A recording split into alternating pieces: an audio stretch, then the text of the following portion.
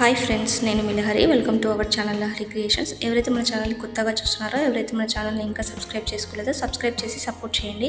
పక్కనే ఉన్న బెల్ ఐకాన్ని క్లిక్ చేసి పెట్టుకోండి. నేను వీడియో పోస్ట్ చేయగానే నా నోటిఫికేషన్ అనేది వచ్చేస్తుంది. ఈరోజు నేను చూపించబోతున్న రెసిపీ బోటీ కర్రీ ఫ్రెండ్స్.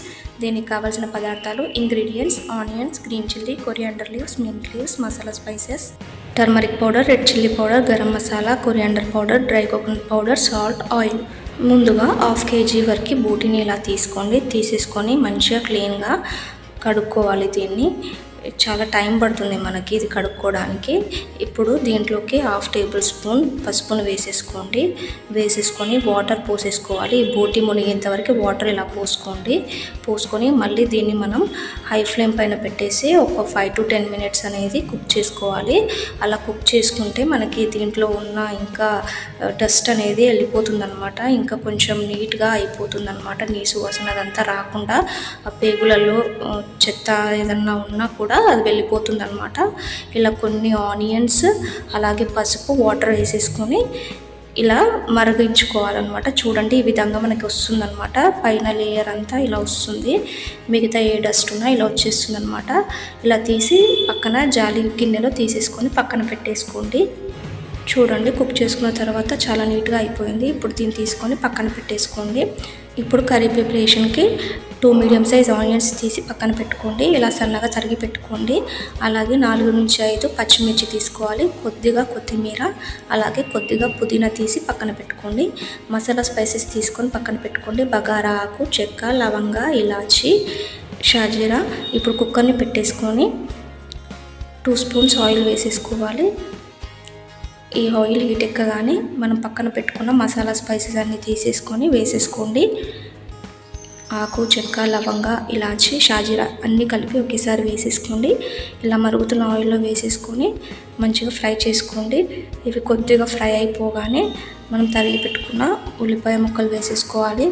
ఇవి కూడా వేసేసుకొని మంచిగా ఫ్రై చేసేసుకోవాలి. మీడియం ఫ్లేమ్ పెట్టేసుకొని ఫ్రై చేసుకోండి.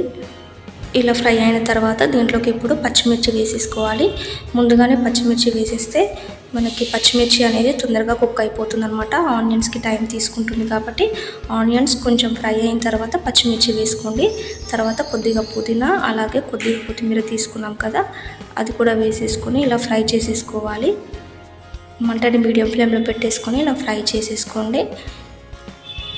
ఇవన్నీ మంచిగా ఫ్రై అయిపోవాలన్నమాట ఆయిల్లో. చూడండి, చూపిస్తున్న విధంగా ఫ్రై అయిపోయిన తర్వాత 1 టేబుల్ స్పూన్ అల్లం వెల్లుల్లి పేస్ట్ వేసుకోవాలి. దీన్ని కూడా మంచిగా ఆయిల్లో ఫ్రై చేసుకోండి, పచ్చివాసన పోయేంత వరకు. ఇలా ఫ్రై చేసుకున్న తర్వాత ఇప్పుడు దీంట్లోకి 1/2 టేబుల్ స్పూన్ పసుపును వేసుకోవాలి. అలాగే 2 టేబుల్ స్పూన్ల కారం పొడిని వేసుకోవాలి. కారం పొడి మీ రుచికి తగ్గట్టు వేసుకోండి. ఇది చాలా కారంగా ఉంటుంది కాబట్టి నేను 2 టేబుల్ స్పూన్లు వాడాను. అలాగే ఉప్పు కూడా 1.5 టేబుల్ స్పూన్ వేసాను. ఉప్పు కూడా మీ రుచికి తగ్గట్టు వేసుకోండి. కొద్దిగా గరం మసాలా వేసుకోండి. అలాగే వేయించి కొట్టుకున్న ధనియాల పొడి ఒక 1.5 టేబుల్ స్పూన్ వేసుకోవాలి.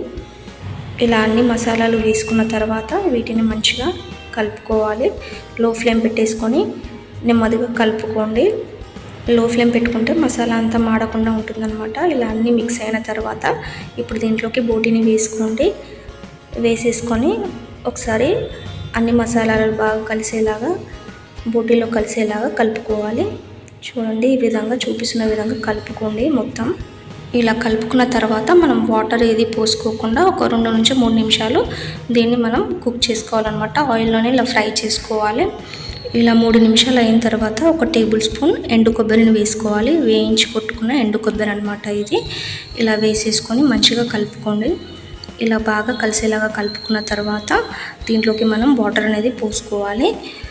తప్పకుండా ముందుగా మనం ఆయిల్లో ఫ్రై చేసుకున్న తర్వాతే వాటర్ అనేది పోసుకోవాలి. అలా అయితేనే కర్రీ మంచి టేస్టీగా ఉంటుందన్నమాట. మీ కన్సిస్టెన్సీకి తగ్గట్టు వాటర్ అనేది పోసుకోవాలన్నమాట. మీకు కొంచెం లూజ్గా ఉండాలనుకుంటే కొన్ని వాటర్ ఎక్కువ పోసుకోండి. కొంచెం దగ్గరగా కావాలి కర్రీ అంటే కొన్ని తక్కువ పోసుకున్నా సరిపోతుంది. నేను మాత్రం ఈ విధంగా పోసుకున్నాను. చూడండి, ఇలా పోసుకున్న తర్వాత దీనిని కొద్దిసేపు మరిగించుకోండి. మరిగించుకున్న తర్వాతే మనం మూత అనేది పెట్టేసుకోవాలన్నమాట. పెట్టేసుకొని ఉడికించుకోవాలి. ఒక 7 to 8 విజిల్స్ అనేది పెట్టుకున్నాను అనమాట. అప్పుడు మనకి బోటీ అనేది చాలా బాగా కుక్ అవుతుంది. ఇంకా చూడండి, ఒక 8 విజిల్స్ తర్వాత కుక్కర్ మూత తీసి ఇలా చూసుకోండి. మీడియం ఫ్లేమ్ పెట్టేసుకొని 7 to 8 విజిల్స్ పెట్టుకోవాలన్నమాట. 8 విజిల్స్ తర్వాత కర్రీ అనేది చూడండి రెడీ అయిపోయింది. అంతే, సింపుల్గా ఈజీగా ఇలా ప్రిపేర్ చేసుకోవచ్చు బోటి కర్రీ అనేది. రెసిపీ మీకు నచ్చింది అనుకుంటున్నాను. నచ్చితే ఈ విధంగా చేసి చూడండి, చాలా బాగా వస్తుంది. లాస్ట్కి ఇలా కొత్తిమీర వేసేసుకొని కలుపుకోండి. చూడండి బాగా వచ్చింది కర్రీ అనేది. కన్సిస్టెన్సీ కూడా మనకి ఈ విధంగా వస్తుందన్నమాట. గ్రేవీ కన్సిస్టెన్సీ ఈ విధంగా ఉంటే రోటీలోకి అయినా అన్నంలోకి అయినా చాలా బాగుంటుంది కర్రీ అనేది. చూడండి, మన బోటి కర్రీ అనేది ప్రిపేర్ అయిపోయింది. మీకు నచ్చింది అనుకుంటున్నాను. నచ్చితే మాత్రం లైక్ చేయడం, షేర్ చేయడం, కమెంట్ చేయడం అస్సలు మర్చిపోవద్దు. మన ఛానల్ని ఎవరైతే కొత్తగా చూస్తున్నారో సబ్స్క్రైబ్ చేసి సపోర్ట్ చేయండి ఫ్రెండ్స్. మరొక మంచి వీడియోతో మేము ముందుంటాను. అంతవరకు సెలవు, టాటా, బాయ్ బాయ్.